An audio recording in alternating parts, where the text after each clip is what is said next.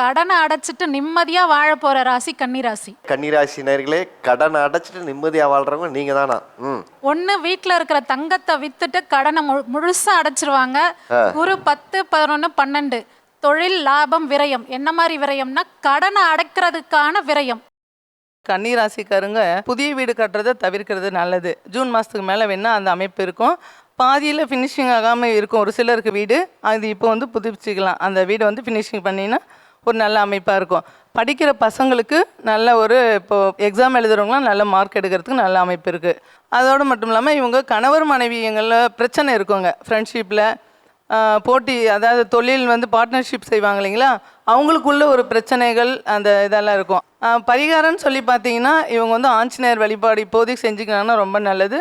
உறவுகளில் ரொம்பவும் கவனமாக இருக்கணும். நிறைய பேர் வந்து போன வருஷத்துக்கே பிரச்சனைகள் இருந்திருக்கும். இந்த வருஷம் சுமூகமாக அவங்களோட பிரச்சனைலாம் இருக்குன்னா இவங்களோட தானாகவே போயிட்டு அவங்ககிட்ட வழியை பேசி அவங்களோட சமாதானப்படுத்திக்கிறது நல்லது.